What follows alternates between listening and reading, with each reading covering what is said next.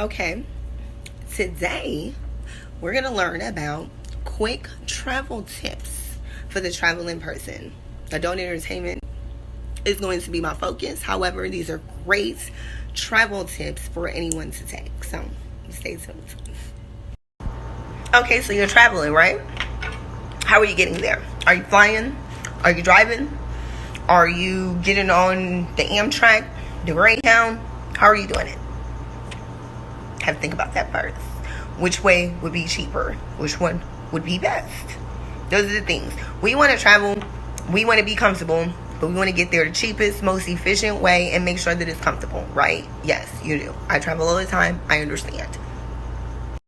Airplane travel, everybody know those laws. If you don't know them, TSA gonna get you. I ain't gotta stress that enough.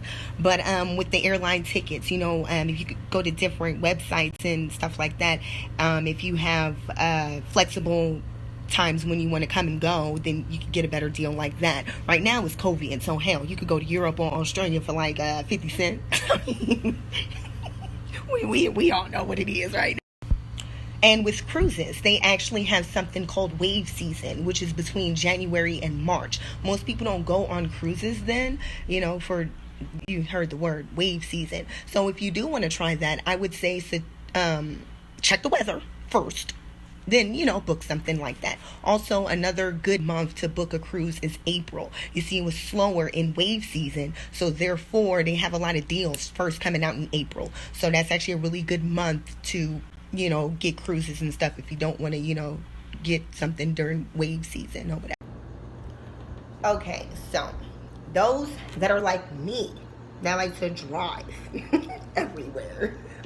I'm not gonna lie, I drive literally from Chicago all the way to Nevada. All the states in between, those are my stomping grounds, okay? But not, a lot of people be like, oh my God, that is so far. But when I'm driving, I schedule my stops. You see what I'm saying? So let's say, like if you're driving, let's say you're in Chicago and you're trying to get to Las Vegas, Nevada.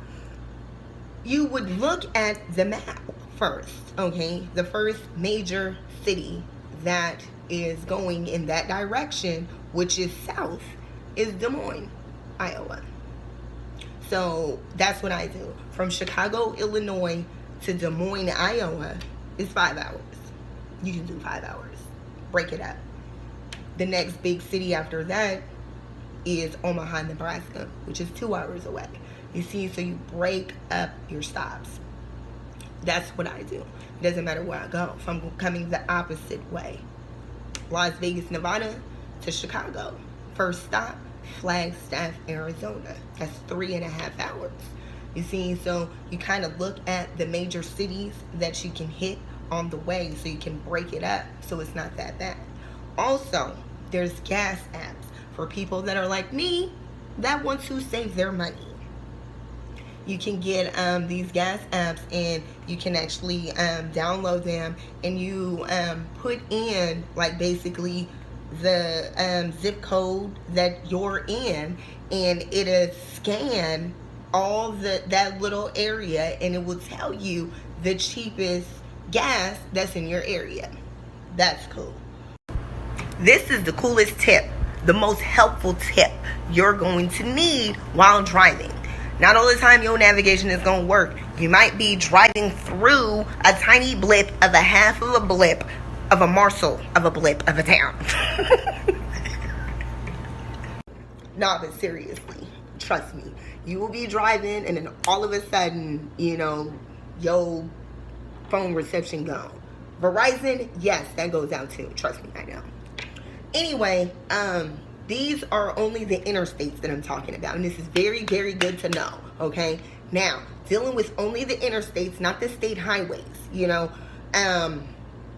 all of the 1 and 2 digits interstates that are odd, they all run north and south, okay? For instance, the I-5, it runs up California through Oregon to Washington. And then the 95, that goes Florida, all of that, New York, it goes up. So those are odd. Also, within that, The smaller the number, the more west you are. The bigger the number, the more east you are. Again, the 5, California, the 95, Florida. Those are the odd number interstates. Now, the even number interstates, remember 1 and 2 digits, they run east and west. For instance, the 10, that's in Texas. The 70, that runs through Kansas and Colorado. You have the 80, that goes through Nebraska.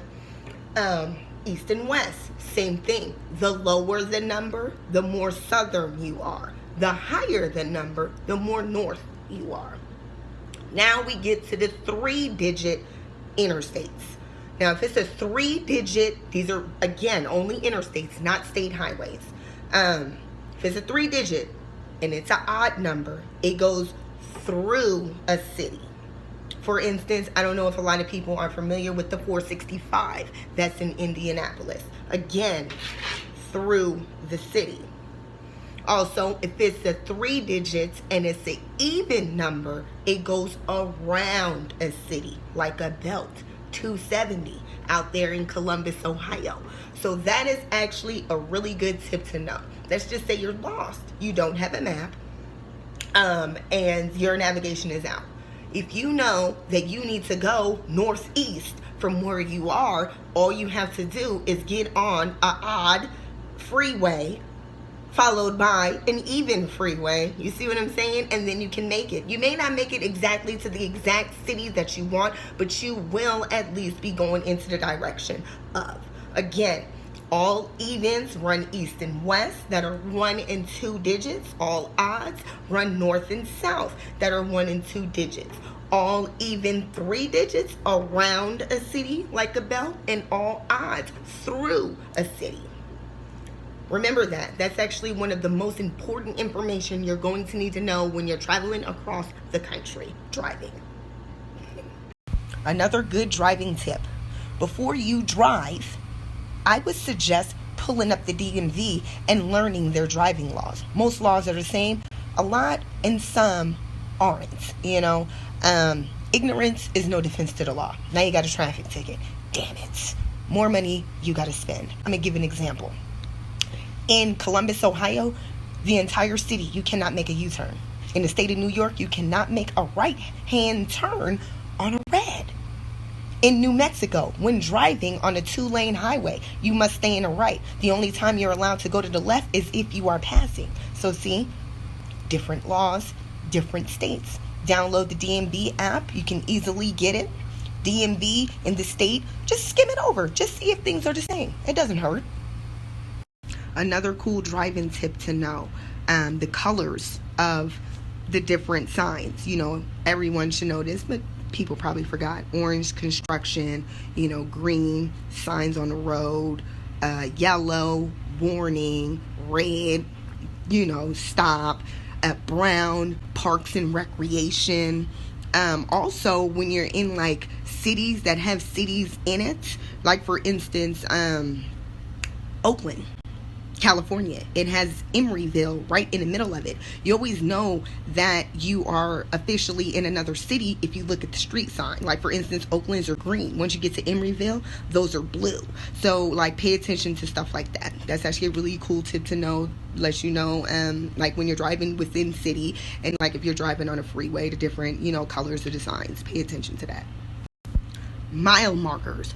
Mile markers are excellent to pay attention to. Now, I'm not going to lie, if you're going from east to west, if you're looking at the mile markers, they're going down. So let's just say you're in Arizona and you're going east to west and you're at mile marker 313. That means on that freeway that you're on is 313 more miles until you reach the next state on that freeway.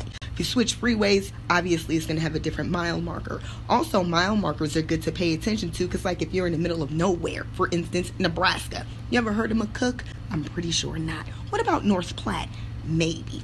But anyway, those are good to pay attention to because you never know what's going to happen on the road. Let's say you get stuck somewhere or whatever. You can be like, hey, what's up? I'm at the last mile marker I saw was 189. So maybe I'm in between 189 and 190 if you're going up.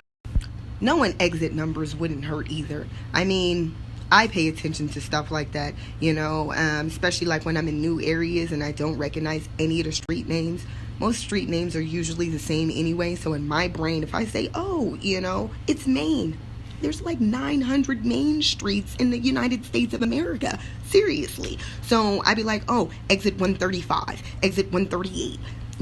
That's actually really good to know. Hotel stay. I'm going to be honest with you. It behooves you to become a member somewhere, especially if you travel a lot, okay? It behooves you. Why? Because you can gather up your points. Points is a lot. Also, points help you for when you're flying. You can cash in your points when you're flying. It behooves you to become a member in a certain airline as well. I understand you want to get the cheapest flight. However, if you become a member like in U.S. Airways or American Airlines, they have like companies that they work with hotels. Become a member because you can gather those points and cash those in for free stays, free airline tickets, discounts off other stores, things like that. Those are really going to help you when flying and also with your hotel stays. Now, with the hotel stays, I'm going to be honest with you. Sometimes it's best to go online. Sometimes it's not. You'll go online and you'll see a better deal. So you're going to book it. I'm going to say this. Take that extra moment and call the hotel. Maybe they won't grant that exact price for that exact room, but they may grant that exact price for a bigger room. Now you got a bigger suite for the same price. Sometimes hotels actually do that. Sometimes they won't. But you'll never know unless you call. So therefore, find a deal online, call the hotel, tell them the deal that you found, and maybe they'll grant it or give you a better deal. That actually helps, believe it or not. All right, so now let's say you're checking into your hotel. I would say, me personally, not a lot of people is as paranoid as me, but I treat it like an airplane. I look at all the emergency exits. I look at, where they are located. I also ask, what kind of security measures do you have? Sometimes they say, hey, we lock the door at night. After 10 p.m., you need a key to get inside. I mean, that's good to know. At least for us adult entertainers, that's really good to know. But stuff like that would help you in a hotel. Another very important tip with hotels, before you unpack, I would suggest putting all of your bags up on a high surface. If you do put them on a bed, put them all in the middle. Don't put them on the edge. Why? You're looking for bugs. Not to say that you're going to a roach motel, but this is a hotel. You don't know who the fuck was here yesterday, the day before, last week. So that's what I do. I, put everything up or either right in the center of the bed, and then I, check around and see what's going on. I mean, I don't want to, open up my bag and I just so happen to see a fucking roach or a bed bug and, no, that actually happened to me. Very scary experience. I learned from that. Please do that. Now, this is probably one of the most important travel tips. Seriously. Most people only have one ID. Me, I have 3. 2, like driver's licenses and a passport. Most people, I would say, seriously, get another. Keep that one in the middle console of your car. Let's say you're moving in and out of cities. You're moving in and out of states. You might lose your ID. Now your ass can't drive. You see what I'm saying? Or you ducking and dodging the police. Get a second one. Makes sense.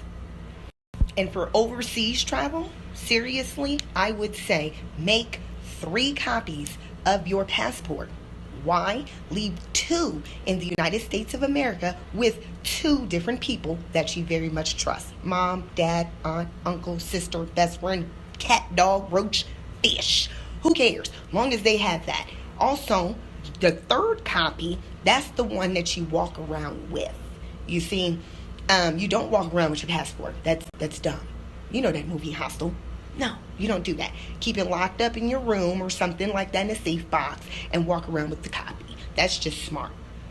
Marijuana smokers, I would suggest you find out if it's legal in the state that you're going. Recreation or medicinal. Or both. Or not at all. Kansas, not at all. Arizona, medicinal. Nevada, recreational. It's just good to know. I mean, you don't want to come across a zero tolerance state like Arizona and, now you're in jail for a bitty roach like that. That's dumb. All right, I'm going to talk to y'all ear for 15 minutes. I'm sorry it was so long. I just had a lot of information to give. I hope it was helpful. It was helpful to me. I use it all the time. And I'm going to say, if you like this content, like or comment below so I can make more stuff like it. And if you haven't subscribed, please do. #DenverTV. See you next time.